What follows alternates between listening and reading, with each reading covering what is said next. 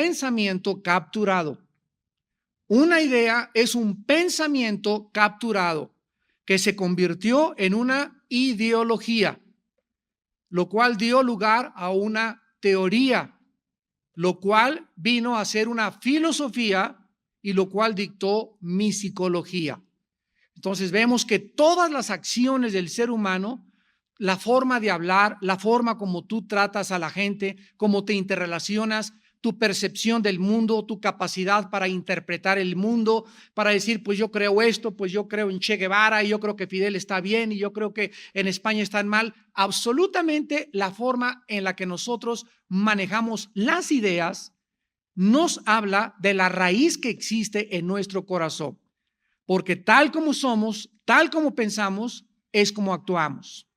Vamos a ver de qué manera este mito del utopianismo comenzó y por qué se ha apoderado de la mente humana. Vamos a comprender de qué manera esta visión utópica o de este sueño de que el hombre puede mejorar, que el Estado puede mejorar la situación de los ciudadanos y los ciudadanos comienzan a creer de una forma idolátrica en que el presidente, el gobernante, los diputados, los senadores o tal partido realmente lo están creyendo, pueden llegar a cambiar el estado social, el estado espiritual, el estado económico de un país. Vamos a comprender por qué esta visión, repito, reemplazó lo que por más de 16 siglos se escucha.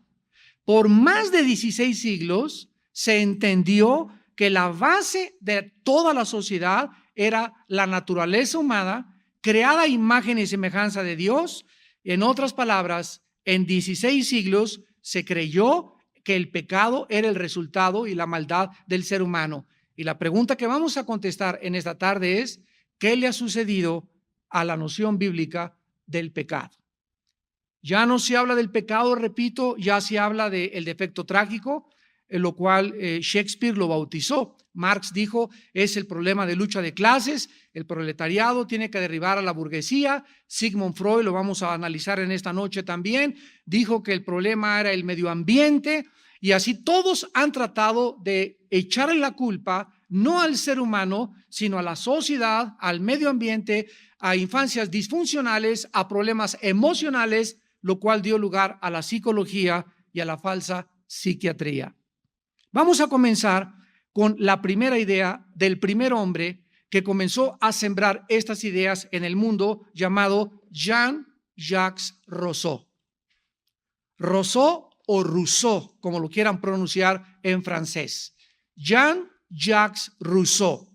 Este hombre nació en Suiza y surgió dentro de la escena intelectual de la época en la que él estaba viviendo a mediados del siglo XVIII. O sea que un análisis breve de la historia que vamos a hacer en esta noche nos va a llevar a que del siglo XVIII a nuestros días al siglo XXI es donde ya aumentó, creció, se pervirtió y se degradó la sociedad en que vivimos. Este hombre ganó una notoriedad inmediata, Rousseau, porque presentó un ensayo con una tesis que jamás nadie había presentado. Se las voy a leer. Rousseau estableció esta tesis: el progreso de la civilización no es beneficioso para los seres humanos, sino dañino. Y en su estado natural, la naturaleza humana es buena y solo se vuelve mala cuando es corrompida por la sociedad. Este hombre postuló su tesis diciendo, el resultado por lo cual estamos actuando como estamos actuando es la sociedad que nos envuelve. Él vivió en tiempos después posteriores a la Revolución Francesa y comenzó a influir en muchos postrevolucionarios y comenzó a hacerle creer a la gente que realmente el Estado, si se cambiaba el Estado, si se ponía a las gentes que ellos soñaban, todo esto sembraron las semillas para el marxismo, para la psicología y para el ateísmo.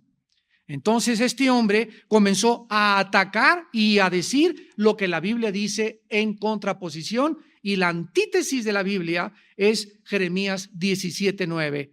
Perverso es el corazón más que todas las cosas, ¿quién le conocerá? Es interesante en esta noche que analicemos estas raíces y a todos estos ideólogos o filósofos de la maldad, que todas las ideas, todas las proposiciones, todas sus tesis, todas absolutamente, sin excepción, atacan a la Biblia. O sea, vemos una guerra, como dijimos en la clase pasada, de ideas en el mundo que nos rodea. Y todas las ideas que surgen y que no tienen su origen en la palabra de Dios, nosotros sabemos de dónde provienen, del mismo infierno. Y nosotros tenemos que tener, que dijimos, la intuición, la percepción y el discernimiento para que las ideas que leemos en los libros de Sanborns, en los libros de la Casa de Cristal, en los libros de tu biblioteca, en los ideólogos, en los filósofos, en la escuela, cuando vayas a la universidad, tú estés preparado para poder detectar esa idea, captarla inmediatamente, llevarla cautiva a la obediencia a Cristo Jesús, rechazarla y combatirla. Porque Dios no nos manda a ser cristianos mediocres, de tragarnos solamente las ideas y la ideología, que la evolución y que venimos del chango, y que el ateísmo, el escepticismo, el hedonismo, el secularismo, etcétera, etcétera, sino que combatamos estas ideas porque somos la luz del mundo. Y es algo que se ha perdido totalmente en la cristiandad. Ya no hay apologistas, ya no hay guerreros, ya no hay personas que puedan combatir esas ideas a través de la radio, a través de la televisión, a través de escritos, a través de libros, y está el mundo oprimiendo a la iglesia, y la iglesia está dejándose penetrar por toda esta barbaridad de ideologías que van a acabar, como la Biblia lo profetiza, en la apostasía de la mayor parte de la cristiandad. Dice en Proverbios 21:2, todo camino del hombre es recto en su propia opinión. Salomón escribió hace 3000 años que cada persona tiene el mejor concepto de sí mismo.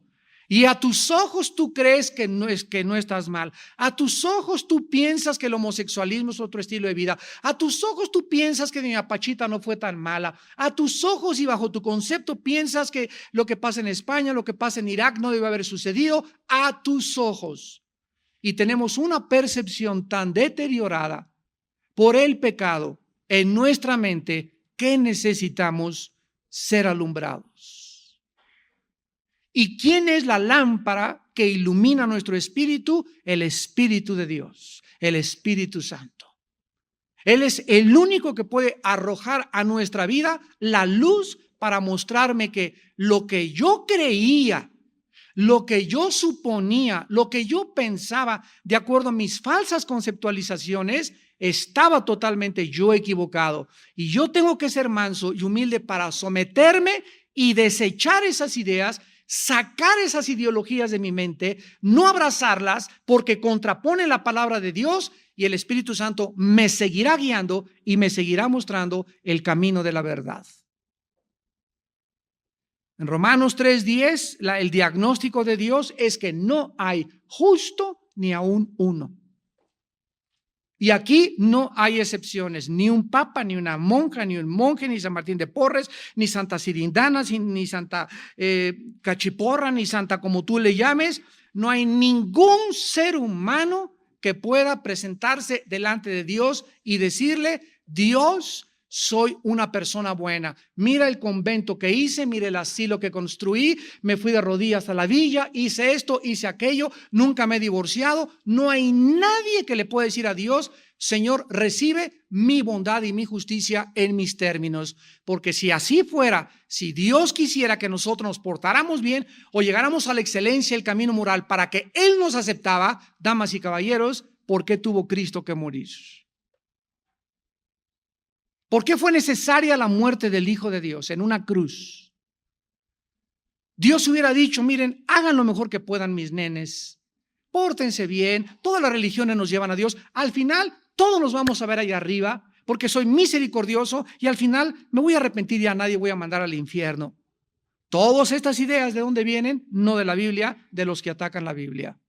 Y tal vez tú has leído estas ideas fuera de la Biblia y te las has tragado, las has aceptado y han formado parte actualmente de tu ideología, y esto te ha hecho enfriarte contra la Biblia, contra el cristianismo, por tu incredulidad, por no creer ni darle la veracidad adecuada a la palabra de Dios.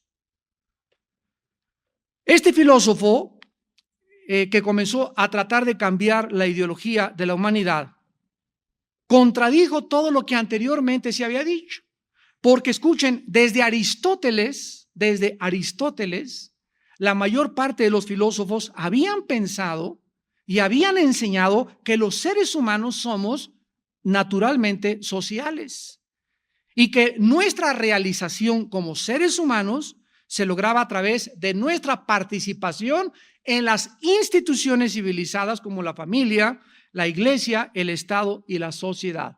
O sea, todos ellos estuvieron de acuerdo en el mismo común denominador de ideas, de que la participación del ser humano en la iglesia, en el Estado, en la sociedad, en la familia, era lo que realmente llegaba a nuestra realización. O sea, el aislarte de la sociedad, el aislarte y comenzarte a ir a un convento y a irte a un monte, lo que se llama el ermitañismo o la filosofía de los ascetas, lo vamos a ver a continuación, es antibíblico y es precisamente la idea sembrada en estas personas de creer que el mal está en la sociedad y no en nosotros mismos. Cuando Roma, aproximadamente en el siglo XVI-XVII, pensó que para servir a Dios necesitaba ser monje o monja y necesitabas recluirte porque la sociedad te contamina y a Dios se le encuentra en un convento lejos del mundanal ruido, comenzó a absorber esta filosofía que se convirtió en el ascetismo moderno, el cual practican los lamas y los budistas. Se rapan, se ponen mantos, hacen votos de pobreza, celibato sacerdotal, no voy a tener sexo porque también el sexo es pecado, no me voy a manchar con el mundo, y es exactamente lo contrario a lo que la Biblia dice. Cristo ordenó: id a todo el mundo y predicar el evangelio. ¿Cómo pueden creer las personas que se creen religiosas que aislándose de la sociedad, de la familia y del Estado van a encontrar a Dios y van a ser más santas que las demás personas? Cuando en ese momento, repito, nos volvemos ascetas, una filosofía que está claramente descrita en Colosenses 2, a continuación la vamos a ver. Pero Rousseau, Jean-Jacques Rousseau, el que estamos hablando, contradijo todo lo que desde Aristóteles había enseñado y volteó al revés esta nación, porque Rousseau también insistió en lo siguiente. Escribió, cito: la naturaleza humana se manifiesta mejor separada de las instituciones sociales. La gente que es naturalmente amable, amorosa, bondadosa, virtuosa y falta de egoísmo, pero la sociedad que le rodea con todas sus demandas, estoy leyendo a Rousseau, lujos, vicios y convencionalismos y competitividad le vuelven malo e hipócrita. Comenzó a enseñar y a postular de que la sociedad es la culpable de nuestra hipocresía, de nuestros vicios, de nuestros lujos, porque si la sociedad no se hubiera modernizado, el ser humano sería un ser humano absolutamente normal. Rousseau no leyó la historia de Caín.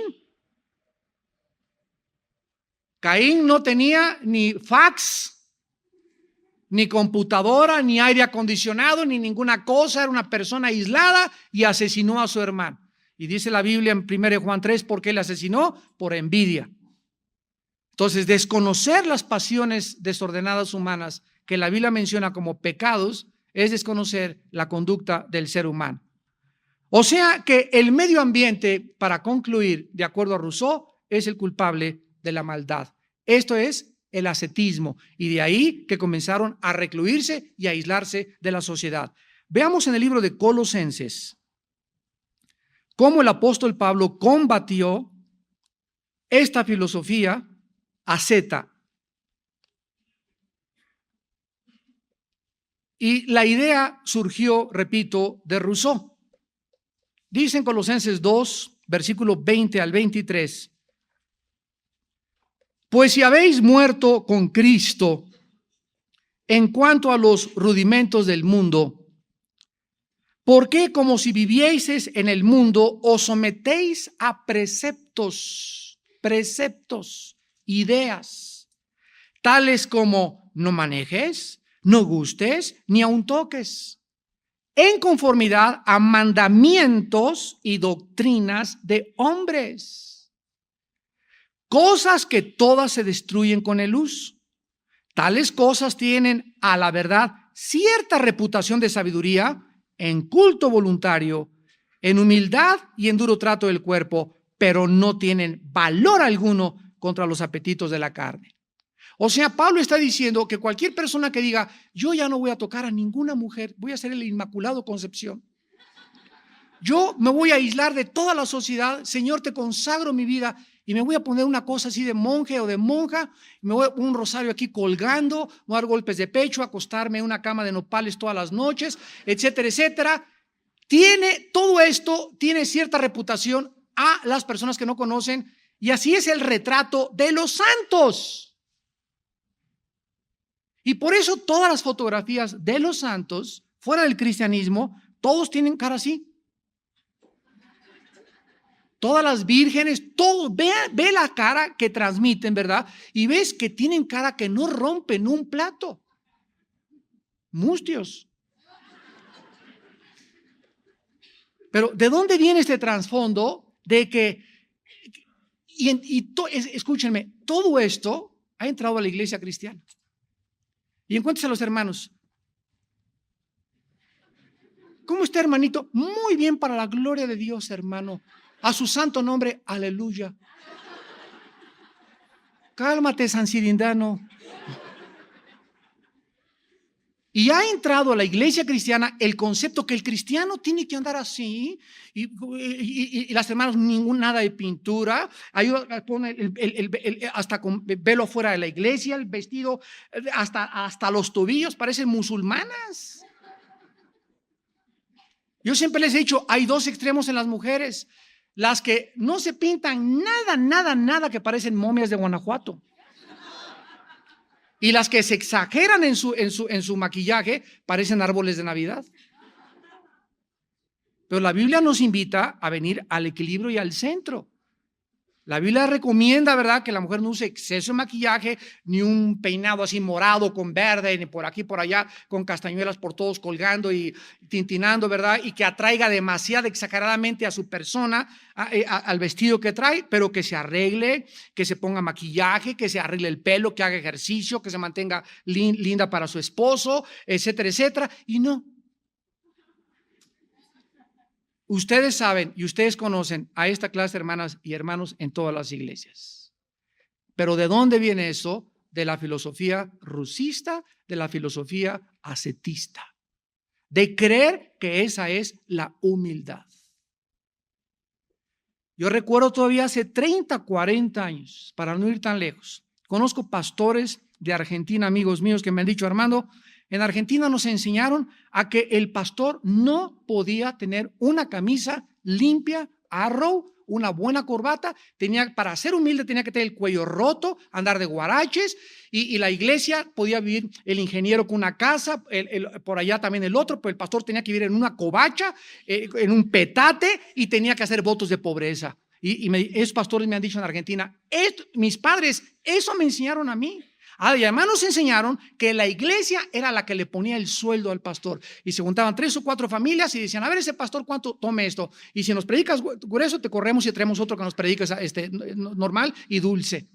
Y así, yo conozco en México, aquí en el área de satélite, cantidad de iglesias que funcionan bajo estas condiciones, que son familias, una puso el techo, la otra la puerta, y ellas son las que asalarían a los pastores, quitan a los pastores, ponen a los pastores y dictan hasta lo que tienen que predicar. Y si no, que se cuiden porque los corren. Un pastor de satélite me dijo, ¿sabes qué? Cuando se me abrieron los ojos, soné las campanas de la independencia, le gané al cura Hidalgo en mi iglesia y les dije, ahí se ven, ¿verdad? Y desde esa vez ha multiplicado su iglesia 5 veces más. ¿Por qué? Porque esas iglesias se llaman iglesias nicolaitas, que significa el pueblo gobierna. Y Dios no estableció que fuera el gobierno el que estableciera la iglesia, sino que fueran dirigidas por personas espirituales. Bueno, vamos a ver a nosotros que después de que Colosenses nos habla de esto, a ver si pueden apagar el celular. Rousseau vivió en una sociedad como esta, donde había un aprovechamiento de todas las personas, donde se oprimía a la clase del proletariado, a la clase pobre. Pero de manera irónica, esta filosofía de Rousseau, de una libertad condicional para el ser humano, fue la semilla. Escúchame. Fue la semilla que germinó en los regímenes más opresivos de nuestro mundo moderno.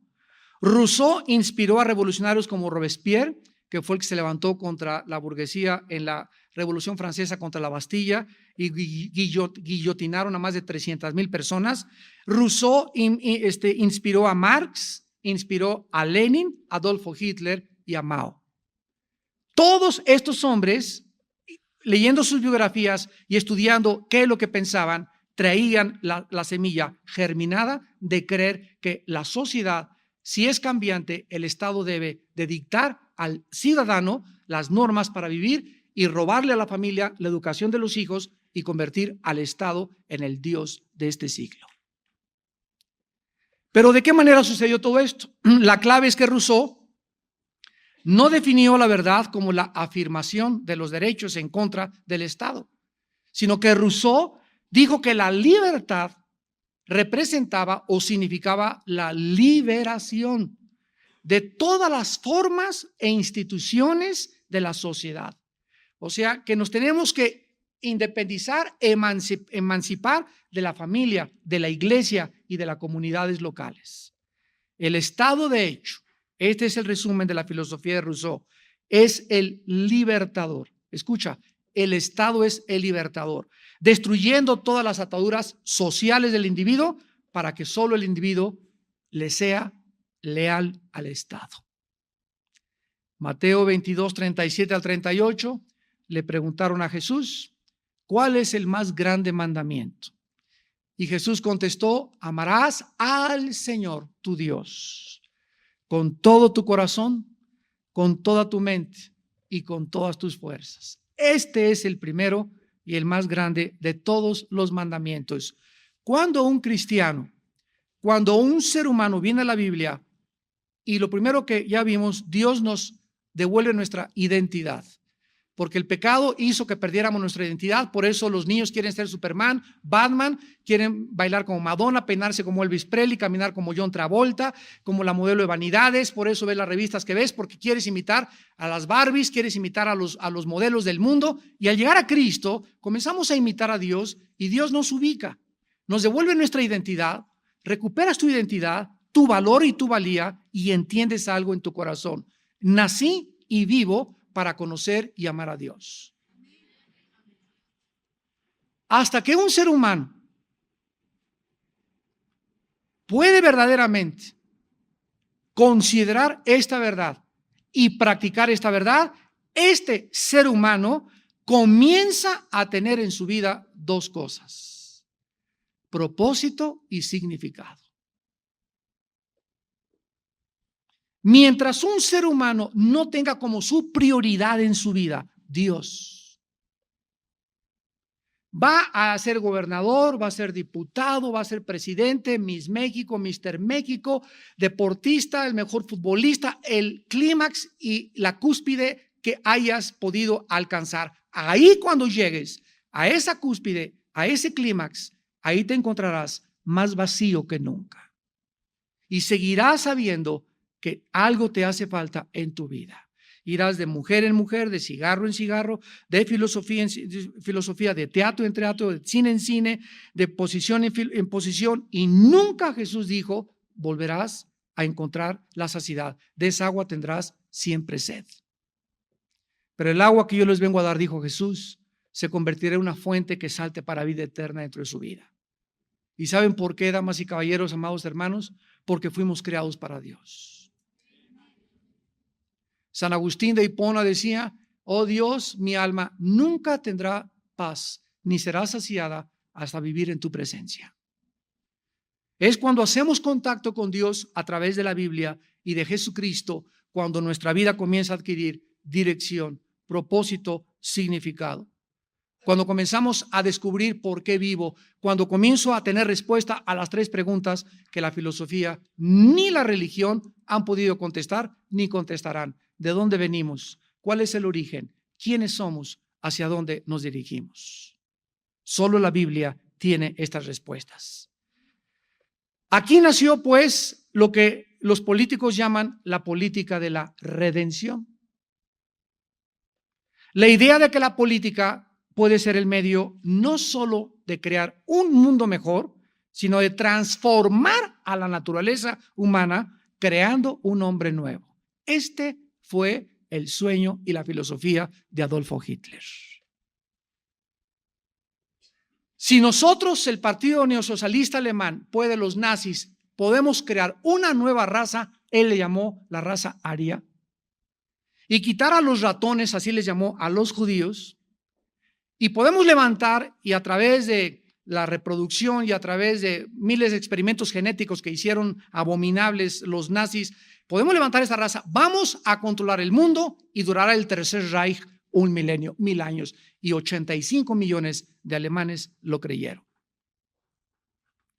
¿Qué dice 2 Corintios 5:17? El que está en Cristo, nueva criatura es. La Biblia nos enseña lo contrario, que el ser humano jamás podrá, a través de una reforma política, ni de una reforma psicológica, ni de un mejoramiento social de su medio ambiente, ni aunque tenga una mejor educación o mejores padres o que tenga una mejor sociedad, el ser humano es corrupto por naturaleza.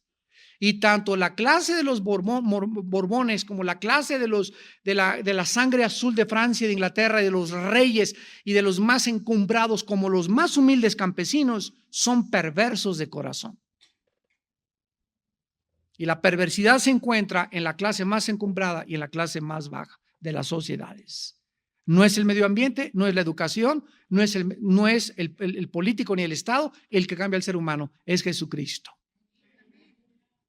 No es hasta que estás en Cristo que Él te hace y crea dentro de nosotros una nueva criatura.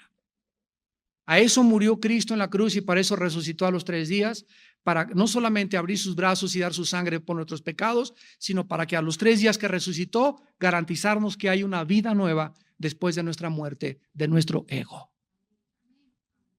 Porque de acuerdo a la Biblia, el enemigo más grande que tienes tú y el que tengo yo se llama el ego. Y puesto que Rousseau enseñó que la naturaleza humana es esencialmente también indefinida, escucha esto, que la naturaleza humana es indefinida, entonces tampoco existen principios morales que puedan limitar las ambiciones del Estado. Si no existe tal cosa como la naturaleza humana, entonces no hay justificación, ¿verdad? Ni nadie puede detenerme para decir que debemos de tratar de tal manera o de aquella manera a las personas. Esta fue la mentalidad de los nazis. Cuando en el juicio de Nuremberg, en 1945, a finales del 46, en Nuremberg, Alemania, se reunieron un consejo internacional de juristas para tratar a los sobrevivientes de los generales nazis a Hitler. Los generales nazis se levantaron y justificaron su actitud y dijeron ante el juicio de Nuremberg, es que recibimos órdenes del partido de hacer lo que hicimos. Himmler, el mayor asesino de Hitler, que fue el que encabezó la Gestapo, dijo esto: yo no tengo absolutamente ninguna cosa que discutir con ustedes. Si ustedes creen que es malo, para nosotros era bueno. Esto era para nosotros nuestra filosofía, para ustedes en Occidente era malo. No me pueden juzgar de acuerdo a lo que ustedes creen, porque para nosotros es el relativismo. Si me has seguido con cuidado, podemos llegar a una conclusión. Si no tuviéramos una norma absoluta, que es la Biblia,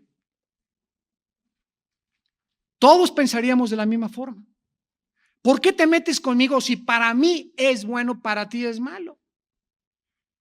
Una vez el presidente Reagan llegó a un aeropuerto en Los Ángeles y se acercaron los periodistas y le preguntaron, señor Reagan, ¿usted qué piensa de los homosexuales? Y él contestó, dijo, pues que es una cosa muy fea y es una forma muy mala de invertir la naturaleza humana. Y el periodista le contestó, bueno, esa es su opinión de usted, pero no es la opinión de ellos. Para ellos es bueno y para usted es malo. Y Reagan volvió otra vez y contestó y les dijo, es que no importa lo que ellos piensen ni lo que yo piense, sino lo que la Biblia dice del homosexualismo. En España tú vas y te metes a una discoteca y puedes fumar marihuana dentro de la discoteca o del café mientras no te salgas a la calle. Para ellos está legalizado dentro de las discotecas. En México todavía no. ¿Quién tiene la razón? El movimiento talibán en Afganistán a las mujeres les prohibió trabajar, les prohibió inmiscuirse en la política, en las escuelas, no podían salir a la calle si no estaban totalmente tapadas, y a la mujer que agarraban violando la ley de los talibanes, la metían como este estadio que está aquí atrás, como una plaza de toros, y enfrente de todos le cortaban las manos o la fusilaban enfrente de la gente. En Irán, actualmente, una mujer que se levante el velo, le cortan con una navaja Gillette 5 veces los labios. Y ellos dicen que para ellos eso es una costumbre, es su cultura, que nadie se meta con ellos. Si no tuviéramos una norma, si no hubiera absolutos. ¿Qué significa absolutos? Algo que no está sujeto a cambio. Algo que permanece inmutable, inconmovible.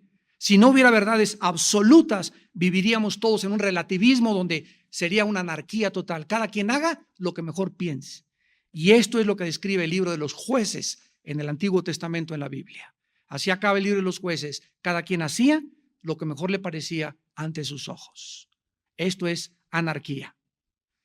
En la práctica, este programa utópico de que el hombre puede mejorar y el Estado puede cambiar la situación, de construir una sociedad perfecta, siempre significará la muerte de los que se resistan. Todos los estados totalitarios y todas las dictaduras han usado el mismo concepto. Todos los que se resistan, ¿verdad? O aquellos que están en contra de las ideas del gobierno, al paredón. Lo vemos en Cuba, lo vemos en Libia, lo vemos en Irak, lo vemos con los palestinos, lo vemos en Irán. Cuando el gobierno o esta clase de individuos se apoderan de una nación y quieren institucionalizar, y quieren verdaderamente ellos creer que ellos van a cambiar la sociedad, y a través de nuestra filosofía, Irán va a ser mejor, Cuba va a ser mejor, el que no esté de acuerdo a la cárcel. Y es lo que se llama la purga. José Stalin mató a más de 50 millones de personas porque no estaban de acuerdo con su política en Rusia. Este fue el fracaso de Carlos Marx. Seguimos con Marx. Marx fue un judío que percibió una sociedad utópica también, perfecta, ¿a través de qué? Del derrocamiento de la clase burguesa mediante el triunfo del proletariado. Marx también negó el principio bíblico del origen del pecado. Marx dijo que la corrupción del ser humano no provenía de dentro de él, sino de la sociedad. Y enseñó que, fíjate, voy a citar a Marx, la religión y la moral no son más que ideologías usadas para racionalizar los intereses económicos de una clase social sobre la otra. O sea que no hay absolutamente ningún problema en el ser humano más que la economía que rodea al ser humano. No es de extrañar, pues, que todos los estados totalitarios creados por el marxismo nunca reconocieron ningún principio moral universal, ninguna justicia trascendente y ningún límite moral en sus asesinatos brutales y sanguinarios. Fue el marxismo el que cambió. Crimen, no, aquí no matamos, aquí eliminamos por causa del Estado. No, aquí nadie está robando, estamos expropiando. ¿Se dan cuenta cómo al cambiar la terminología del pecado se suaviza, se endulza y la gente se lo traga? Y entonces Himmler y los generales nazis y los generales de Stalin y los generales rusos no tenían la conciencia que estaban matando, era algo para beneficiar al Estado, porque el Estado así lo demandaba por el beneficio futuro de la propia nación. El partido siempre tenía la razón. Vino a principios del siglo XX un filósofo llamado Friedrich Nietzsche, tu padrino. Y Nietzsche dijo esto: Dios está muerto. Así, simple y llanamente. Dios está muerto. Escuchen, nunca en la historia, en ningún siglo, ha habido más ateos que en el siglo XX. Les puedo nombrar a Nietzsche, Freud, Marx, Hitler. Bueno, Hitler no era ateo, pero por lo que practicaba, Ingersoll, Jean-Paul Sartre y todos estos hombres, padre del existencialismo francés, todos estos hombres influyeron, y cuando el marxismo llega a México, por los 60s, ustedes recordarán que el presidente Allende en Chile fue derrocado, fue derribado, un golpe de Estado, y todos los ateos y los economistas marxistas les abrieron la puerta en México y llegaron aquí a México e ingresaron, invadieron y controlaron principalmente la Facultad de Economía en la UNAM, la Facultad de Economía. Ese grupo de economistas que salió de México entre los 60s y los 70s fueron el 85% ateos. Esos economistas entraron en la Facultad de Economía, en el Politécnico, en el Tecnológico Monterrey, y hasta en la Universidad Iberoamericana, en muchas universidades, y comenzaron a enseñarles a los alumnos el ateísmo y la filosofía de la teoría de la evolución, la cual después penetró las preparatorias y actualmente en México, en todas las secundarias y en todas las preparatorias se enseña que venimos del chanco. Prepara a tu hijo, porque tu hijo que lo mandaste a la escuela dominical y tu hijo que le enseñaste la Biblia lo está esperando con una bazooka, con un tomahawk y con ametralladoras en la escuela a sus profesores para tratar de robarle todo lo que nosotros les hemos sembrado. Y si tu hijo entra a la secundaria, sin bases, sin conocimiento, sin una intimidad con Dios, sin una verdadera profesión de fe en Jesucristo, tu hijo se va a convertir en un apóstata y va a abandonar la fe. O sea, realmente nunca tuvo la fe y se va a convertir tal vez hasta en un enemigo de la cruz de Cristo algún día.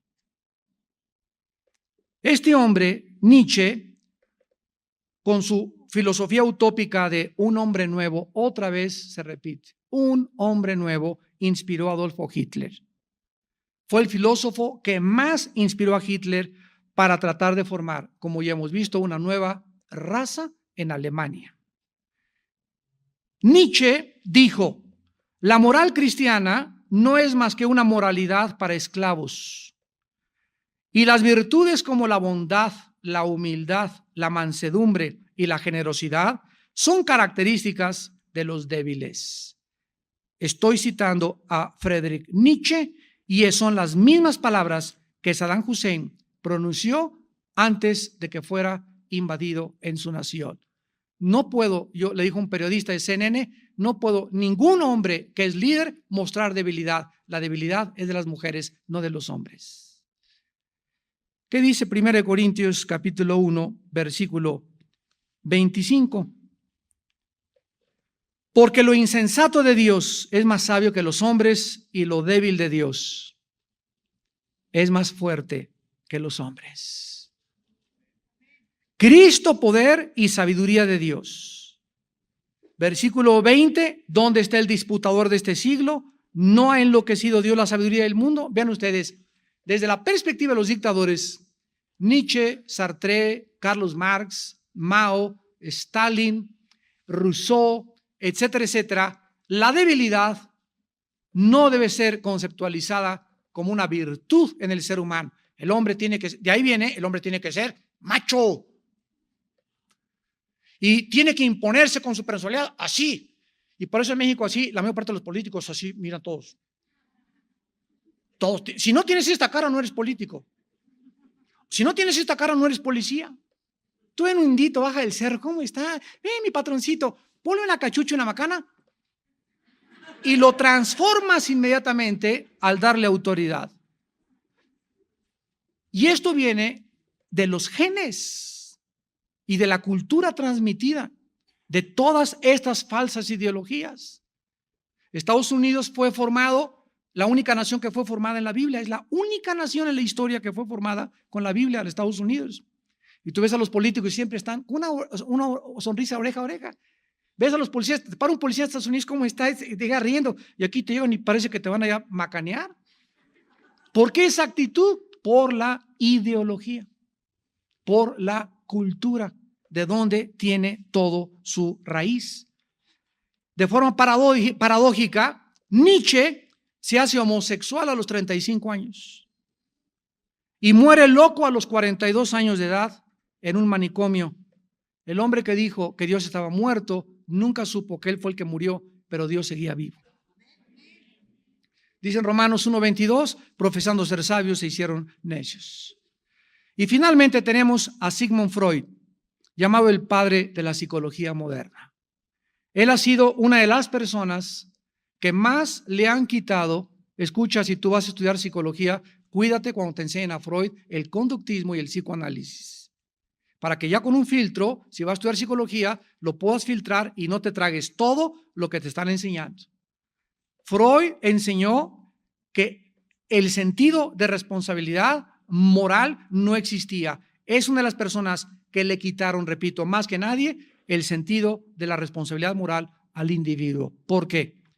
Freud redujo al ser humano a un animal complejo. Rechazó las explicaciones de la conducta humana relacionadas con el pecado, el alma o la conciencia. Dijo que no existían esas cosas y las sustituyó con términos científicos tomados de la biología como instintos o impulsos. En la teoría freudiana, las personas no son agentes racionales, sino títeres de fuerzas inconscientes que los seres humanos no podemos comprender ni controlar. En otras palabras, nosotros somos movidos, somos robots de una forma inconsciente. El profeta Ezequiel, hace 2800 años aproximadamente, escribió en el capítulo 18, versículo 2, versículo 4 de la Biblia: he aquí que todas las almas son mías, como el alma del Padre, así el alma del Hijo es mía, dice el Señor. El alma que pecare, esa morirá. Ahora, ve en el versículo 20 que dice Dios: el alma que pecare, esa morirá. El Hijo no llevará el pecado del Padre, ni el Padre llevará el pecado del Hijo. La justicia del justo será sobre él y la impiedad del impío será sobre él. Aquí Dios está hablando de dos cosas. En primer lugar, no está negando la herencia maldita del pecado. Por ejemplo, permítame explicarles. Si mi abuelo fue alcohólico y mi padre fue alcohólico, yo voy a tener una tendencia muy grande de ser alcohólico. Si mi padre fue diabético, mi madre fue diabética y mis abuelos fueron diabéticos, yo voy a tener una propensidad tremenda hacia la diabetes. Ok, entonces no se está negando que hay una herencia genética, física, que afecta enfermedades, alcoholismo, etcétera, etcétera. Lo que se está negando aquí es la responsabilidad. Si mi padre fue borracho, mi madre fue borracha y yo tengo la probabilidad de heredar la borrachera, yo tengo que escoger seguir siendo borracho como ellos o recibir a Cristo y ayudar a pelear contra la borrachera. Yo no puedo decir yo soy borracho porque lo heredé de mi madre. Es lo que Dios está diciendo. Yo soy así porque mi mamá fue prostituta. Yo soy así por la niñez y la infancia disfuncional en la que yo nací. Es que mi padre me violó y yo soy así prostituta porque me gustan las mujeres, porque de chica tuve relaciones con mujeres. Nadie, de acuerdo a la Biblia, puede justificar sus pecados por el medio ambiente o por la herencia. Cada quien es responsable. Tú has escogido ser así porque así te ha gustado. Y Dios en esta tarde te ofrece el perdón de tus pecados y te ofrece cambiar. Y si tuviste un medio ambiente que no fue adecuado y creciste en Tepito y te decían el mochorejas de la Merced y matabas en Sion el Zahualcóyotl y te violaron desde niña y te hicieron lo que te hicieron, la gracia de Dios es más grande que las maldiciones que heredamos.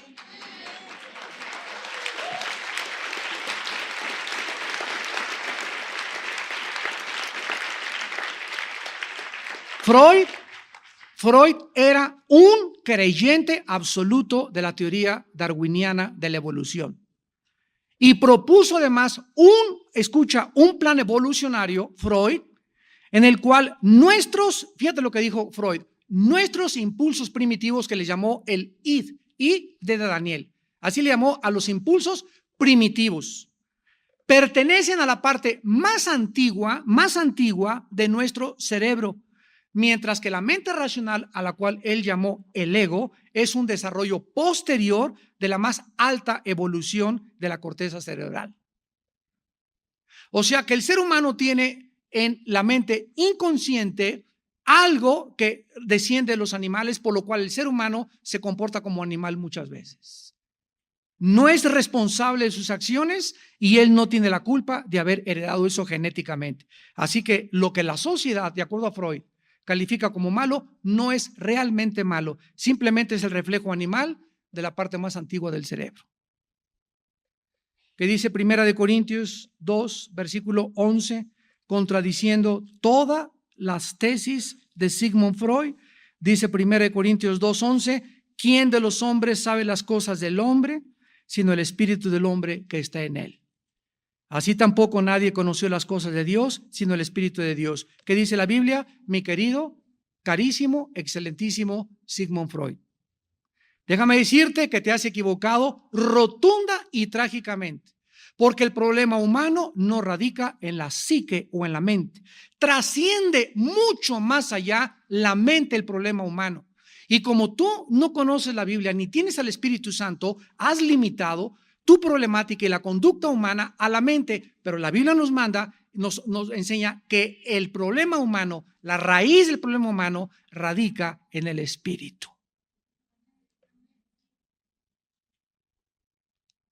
La enfermedad del ser humano está en su espíritu muerto hacia Dios.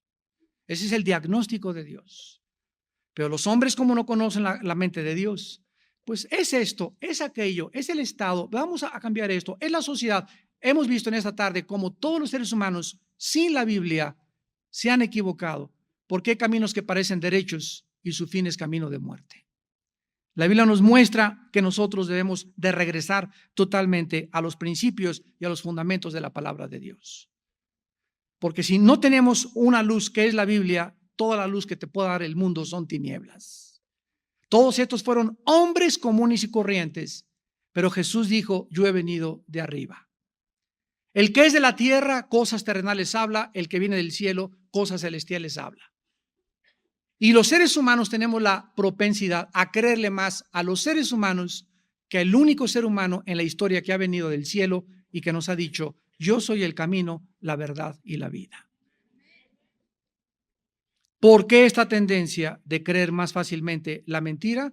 Esto nos demuestra que el diagnóstico de la Biblia es acertado, porque el hombre es fundamentalmente malo y perverso. Y necesita nacer de nuevo. Necesitamos que Dios haga de nosotros una nueva criatura dentro de nosotros. Y una vez que nacemos de nuevo y recibimos a Cristo y nos convertimos, necesitamos mantener este estado. Ya es nuestra responsabilidad, que se llama la santidad. La santidad es el progreso gradual de nuestro crecimiento espiritual en Cristo. Y muchos santos que en esta mañana, en tarde me escuchan, muchos cristianos que ya tienen años en la iglesia cristiana, ¿por qué actúan como actúan? ¿Por qué siguen pensando como siguen pensando? ¿Por qué se siguen tragando? ¿Por qué tienen tantas dudas? Porque no han renovado su manera de pensar. Romanos 12:2. No leen, no memorizan, no meditan, no estudian la Biblia. No tienen comunión íntima con Dios diario. Dependen de su sabiduría, dependen de su carne, dependen de sus aptitudes, dependen de sus dones. Y cuando comenzamos a independizarnos y a depender más de las facultades naturales del alma, caemos en la idolatría y en la apostasía. Y sin que te des cuenta, comienzas a